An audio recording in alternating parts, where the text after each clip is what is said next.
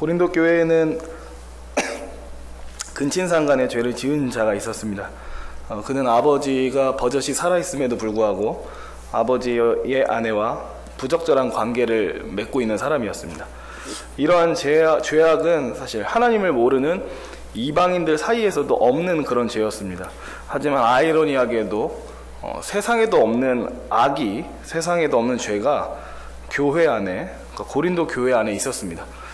더 참담한 것은 고린도 교회가 이 음행자에 대해서 아무런 징계 조치도 취하지 않고 그대로 방치하고 있었다는 겁니다. 그러니까 여전히 그를 교회의 일원으로 두었고 그와 같이 성찬도 하고 그와 교제도 하고 그와 사귐도 갖고 있었습니다.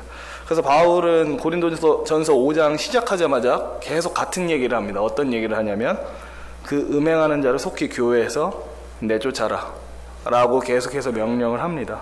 6절을 읽어보겠습니다. 제가 너희가 자랑하는 것이 옳지 아니하도다 적은 누룩이 온 덩어리에 퍼지는 것을 알지 못하느냐.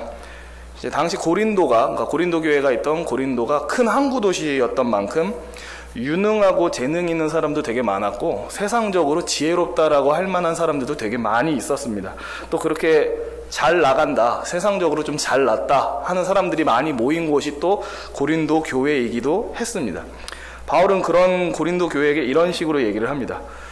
여러분 가운데 가증스러운 죄를 지은 자가 버젓이 활개치고 다니는데 그 사람을 교회에서 내쫓을 생각도 안 하면서 도대체 뭐가 그렇게 자랑할 것이 많습니까? 라고 얘기를 함과 동시에 적은 누룩이 반죽 덩어리에 있으면 얼마 지나지 않아서 반죽 전체를 부풀리는 것처럼 그 죄를 여러분이 방치하면 그것이 교회 전체를 더럽히게 될 것을 알지 못합니까? 라고 이렇게 얘기를 합니다. 그러니까 누룩이 뭔지는 다 아실 겁니다. 이렇게 빵을 부풀리기 위해 쓰는 뭐 이스트 이런 거를 이제 누룩이라고 부르죠. 이어서 7절에서 이렇게 얘기를 합니다. 너희는 누룩 없는 자인데 새 덩어리가 되기 위하여 묵은 누룩을 내버리라. 우리의 유월절 양 곧 그리스도께서 희생되셨느니라. 바울의 이 말을 이해하기 위해서는 약간 아시면 좋은 게 있습니다. 뭘 아시면 좋냐면 유대인들의 절기인 유월절에 대해서 조금 알고 넘어가시면 좋습니다. 근데 이미 다 아시겠지만 그래도 간략히 말씀드리자면 유월절은 과거 그 이스라엘이 애굽에서 출애굽하기 전에, 그러니까 애굽을 빠져나오기 직전에 제정되었던 명절입니다. 그 애굽에 내렸던 10가지 재앙 중에 마지막 10번째 재앙인 장자의 죽음이 있기 바로 직전에 제정된 절기입니다.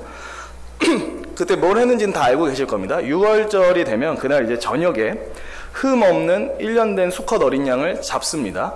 그리고 그 고기를 이제 불에 구워서 다 먹고요. 그 양의 피는 어디에 바르는지 다 아실 겁니다. 그 문설주와 좌우 임방에다가 바릅니다.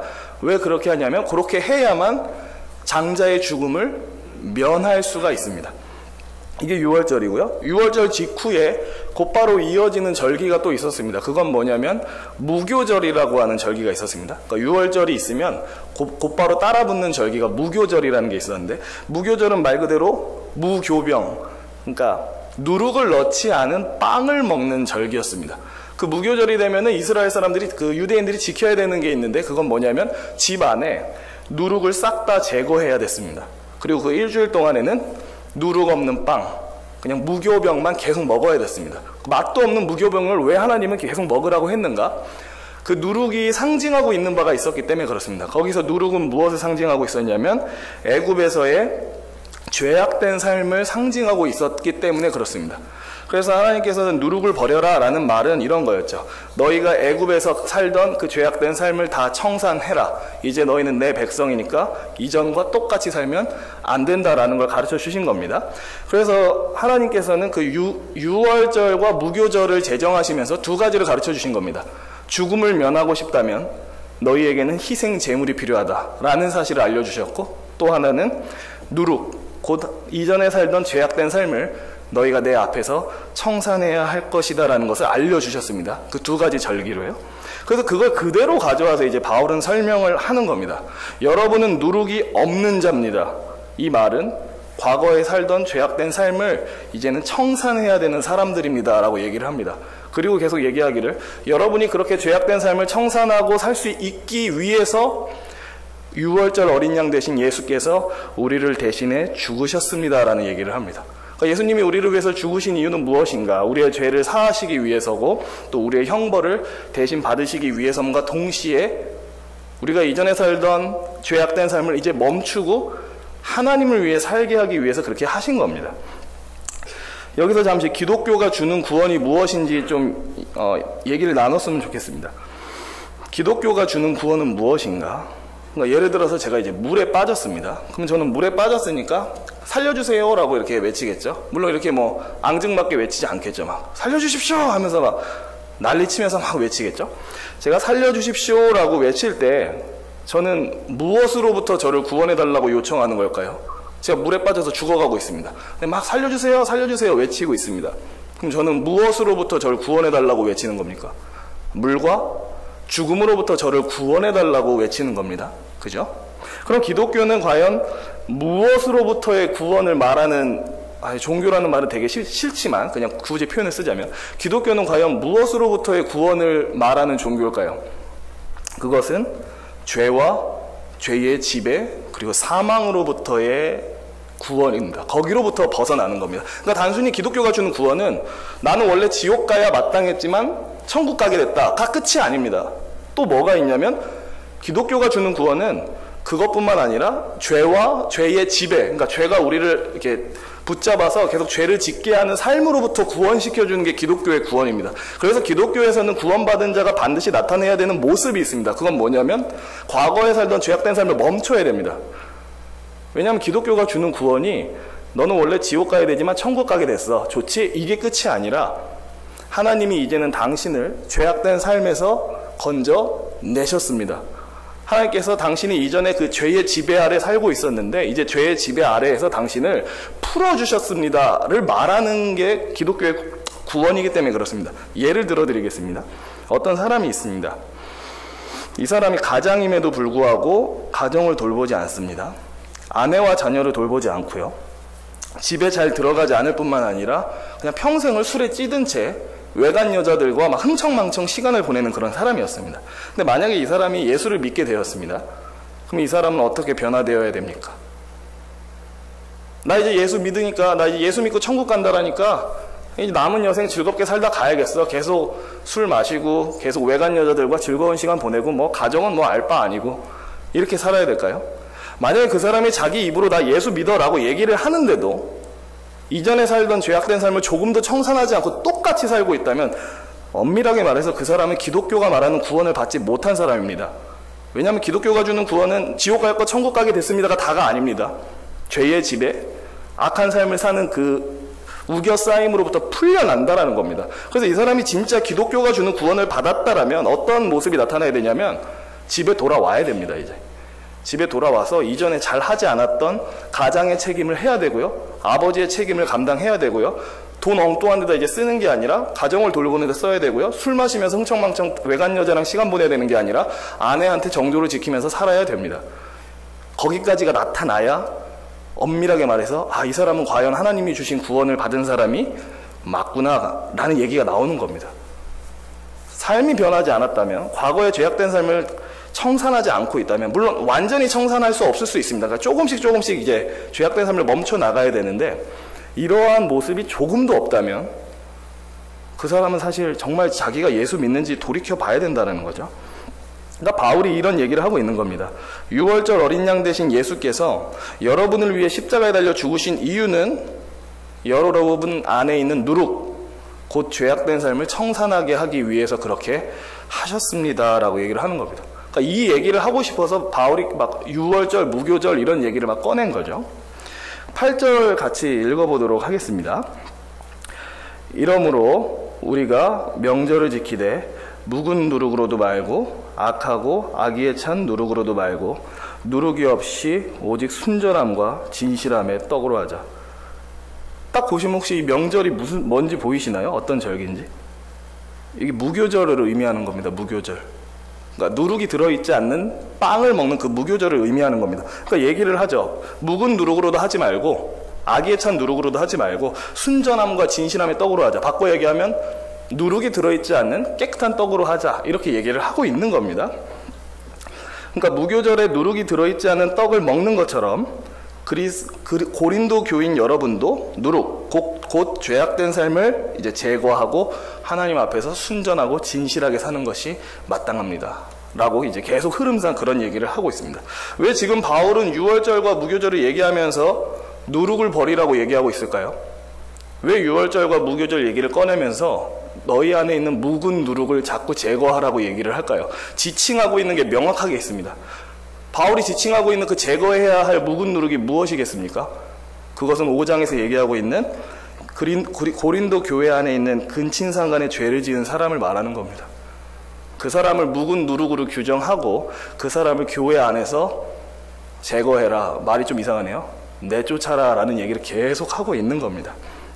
그가 교회 전체를 부풀리고, 그러니까 누룩이 작은 덩어리를 이따만하게 부풀리는 것처럼 그 사람이 교회 전체를 죄악으로 더럽히기 전에 속히 그 사람을, 그 근친상간의 죄를 지은, 세상에도 없는 혐오스러운 죄를 지은 그 사람 교회 안에서 속히 내쫓아라 라는 얘기를 하고 싶어서 막 유월절 무교절 얘기를 막 하고 있는 겁니다. 근데 여러분은 누룩 없는 자인데 왜 누룩을 그대로 갖고 있습니까? 어서 누룩을 버리시지요 라고 얘기를 하고 있는 겁니다. 마지막으로 9절에서 11절을 제가 읽겠습니다. 내가 너희에게 쓴 편지에 죄송합니다. 마지막이 아닙니다. 내가 너희에게 쓴 편지에 음행하는 자들을 사귀지 말라 하였거니와 이 말은 이 세상에 음행하는 자들이나 탐하는 자들이나 속여 빼앗는 자들이나 우상 숭배하는 자들을 도무지 사귀지 말라 하는 것이 아니니 만일 그리하려면 너희가 세상 밖으로 나가야 할 것이라.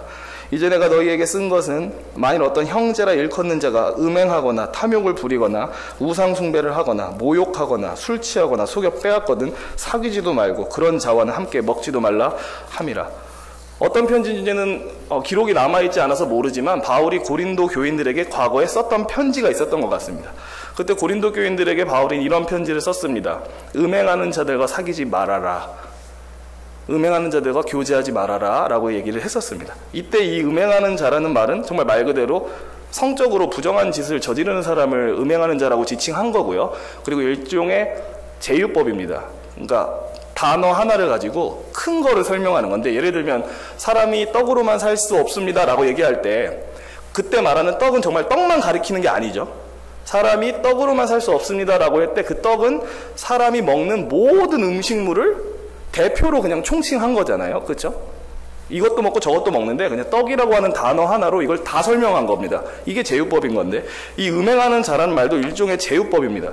그러니까 온갖 죄악들을 대표하는 말로 쓴 거예요. 왜냐하면 문맥상 무슨 죄를 또 얘기하냐면 탐하는 것, 속여 빼앗는 것, 우상 숭배하는 것까지 줄줄이 나열하면서 얘기를 합니다. 그러니까 이러한 각종 악한 죄를 짓는 사람과 사귀지 말라 라고 과거에 바울이 편지를 썼었다라는 거죠. 고린도 교회에다가. 근데 이때 아셔야 되는 게, 그러니까 이 편지를 바울이 쓴 이유는 너희가 교회 밖에 있는, 그러니까 하나님을 모르는 사람들이랑 같이 살 때에 그 사람들 중에 음행하는 자, 탐하는 자, 속여 빼앗는 자들이 있으면 그런 사람들이랑 상종도 하지 마라 라는 의미로 쓴 게 아니라는 겁니다. 만약에 세상에 있는 그런 죄를 짓는 사람들과 어울리지 말아라 라고 만약 얘기를 해버리면 바울의 말 맞다나 교인들은 세상에서 못 삽니다. 그러니까 죄를 저지르는 사람이 많기 때문에 그들과 상종하지 않아 버리면 일상생활이 불가능해지는 거죠. 그래 바울의 말처럼 너희는 그러면 세상 밖으로 나가야 된다. 그럼 바울이 과거에 음행하는 자들과 사귀지 말라라고 했던 그 말의 진짜 의미는 뭔가? 바울이 설명하기를 교회 안에 있는 어떤 사람, 교회에 너희가 형제라고 부르는 성도 중에 음행하는 자가 있다면, 그러니까 안 믿는 사람에 대해서 얘기하는 게 아닙니다. 교회 안에 있는 같은 믿음을 갖고 있는 사람 중에 음행하는 자, 탐하는 자, 속여 빼앗는 자가 있으면 그런 사람이랑 사귀지 말라라고 얘기를 하는 겁니다. 그런 사람과 교제하지 말고 그와 함께 거룩한 그 성찬의 상을 함께하지 말아라 라고 얘기를 한 겁니다. 바울이 얘기를 하는 거죠. 내가 과거에 음행하는 자들과 사귀지 말라고 했었는데 그 말은 지금 세상에 있는 사람들에 대해서 얘기한 게 아니다. 바로 너희 교회 안에, 공동체 안에 있는 사람들 중에 그렇게 악한 자가 있다면 그와 어울리지 말아라 라고 얘기한 것이다 라고 설명을 합니다. 마지막으로 12, 13절은 함께 읽겠습니다. 함께 읽도록 하겠습니다. 밖에 있는 사람들을 판단하는 것이야 내게 무슨 상관이 있으리요마는 교회 안에 있는 사람들이야 너희가 판단하지 아니하랴. 밖에 있는 사람들은 하나님이 심판하시려니와 이 악한 사람은 너희 중에서 내쫓으라. 바울이 두 가지 종류의 사람을 대조합니다. 밖에 있는 사람과 너희 안에 있는 사람. 그러니까 밖에 있는 사람, 하나님을 모르는 사람들, 그 사람에 대해서는 하나님께서 판단하시고 심판하실 거니까 그 사람들은 일단 내버려 두고, 그러니까 세상에 있는 사람들, 하나님 모르는 사람은 너희가 심판하고 너희가 징계하고 너희가 관리할 대상이 아니라 그건 하나님이 알아서 하실 거니까 그건 차치하고서도 고린도 교인들 여러분들이 가장 먼저 신경 쓰고 살펴보고 징계하고 심판해야 할 사람은 밖에가 아니라 여러분 안에 있습니다라는 얘기를 계속 합니다. 밖에 있는 사람은 하나님이 심판하실 테니까 여러분은 여러분 공동체 안에 있는 그 악한 사람을 내쫓으십시오. 교회가 우선적으로 해야 할 일이 있습니다. 그것은 음행하는 자를 내쫓고 교회 안에 있는 악을 제거하고 교회를 순결하게 거룩하게 지키는 겁니다 라고 바울이 얘기를 하고 있습니다. 말씀을 마치겠습니다. 고린도전서 5장은 사실 심기가 좀 불편한 말씀입니다. 그러니까 아마 제 이런 설교를 들어도 막 마음이 막 편하지 않으실 거예요. 오, 그렇구나, 참 좋은 말씀이야, 이런 생각 사실 별로 안 드실 겁니다. 교인 중에 근친상간이 발생했다는 게 심각한 게 아니라 교회 안에 징계가 행해져야 된다는 사실 때문에 사실 불편하게 느껴집니다. 이 말씀을 보면요. 아, 교회가 이렇게까지 해야 되는 곳이었어? 라고 하면서요. 하지만 너무나도 당연하게도 다 동의하시겠지만 교회는 모든 것이 가능한 곳이 아닙니다. 모든 것이 용납되는 그런 곳이 아닙니다. 교회는 사사기 시대처럼 자기 소견에 옳은 대로 행하는 곳이 아닙니다. 너무나도 당연하게도 하나님의 말씀이 양날선 검과 같이 살아있어야 되는 곳이 교회고, 사실 그 말씀의 판단을 따라서 움직여야 되는 게 교회이기도 합니다. 교회의 순결은 사실 지켜져야만 되고요. 다 아시겠지만 한국 교회의 영광이 많이 가려진 것은 부인할 여지가 없습니다. 그것은 교회가 순결함을 잃어버렸기 때문에 그렇습니다. 그건 교회가 거룩함을 잃어버렸기 때문에 그렇습니다. 하지만 교회는 그 순결과 거룩을 지켜야 되고, 이것이 하나님이 우리를 부르신 이유라는 것, 우리에게서 묵은 누룩을 제거하신 이유라는 것을 항상 기억해야 되는 그런 공동체입니다. 이 시대가 자주 쓰는 말이 있습니다. 좋은 게 좋은 거지, 좋을 대로 가자, 좋게 하자. 사실 교회에 어울리는 말은 아닙니다. 좋게 하자라고 했다가 긁어부스럼 만들지 말자라고 했다가 교회 전체를 망하게 할 수도 있습니다. 적은 누룩을 방치했다가 교회 전체를 죄로 오염시킬 수도 있습니다. 그래서 오히려 이 시대는 좋은 게 좋은 거지라고 자꾸 말하기 때문에 우리도 우리도 이 시대의 그런 트렌드를 따라가서 좋은 게 좋은 거지로 가자가 아니라 하나님의 편에 설 것인가, 아니면 그저 사람들한테 좋은 사람이 될 것인가를 선택해야 됩니다. 하나님의 말씀에 순종할 것인지 어떤 개인의 주장을 따를 것인지 선택해야 되고요. 하나님의 종이 될 것인지 사람의 종이 되어야 될 것인지 선택해야 되는 그런 시기인 것 같습니다. 그래서 아무쪼록 사실 이게 우리 교회와 큰 상관이 있는가라고 했을 때 잘 모르지만 저는 항상 그런 기도는 해주시면 좋을 것 같습니다. 우리 교회가 좋은 게 좋은 거지 긁어부스럼 만들지 말자라고 하면서 악을 방치하는 교회가 아니라 말씀을 따라가고 거룩과 순결을 지키기 위해서 애쓰는 교회 되게 해달라고 기도해 주십시오. 이건 사실 항상 기도해야 되는 기도 제목 중 하나입니다. 개인뿐만 아니라 우리 개인이 속해 있는 교회 공동체 전체를 위해서 말이죠. 제가 기도하고 마치겠습니다. 하나님 아버지, 우리가 그 빵 전체를 부풀게 하는 누룩과 같은 그 죄를 너무 쉽게 간과하지 않게 하여 주시옵소서. 그 별것 아닌 것 같은 죄가 우리 개인의 삶을 파멸로 이끌고 이 교회 공동체를 파멸로 이끄는 줄 압니다. 주님, 우리에게 은혜 주시고 또 말씀에 따른 올바른 판단력과 예리함을 허락하셔서 우리 안에 있는 묵은 누룩, 악한 것들을 제하는데 힘쓸 수 있게 하여 주시옵소서. 하나님께서 우리를 부르심은 정말 거룩하게 하시기 위해서, 참 하나님의 형상이신 아들을 닮게 하기 위해서임을 압니다. 우리가 그렇게 살아갈 수 있는 자들 될 수 있도록, 순결하고 거룩할 수 있도록 우리 개인과 우리 중부교회에 은혜 허락하여 주시옵소서. 감사드립니다. 예수 그리스도의 이름으로 기도합니다.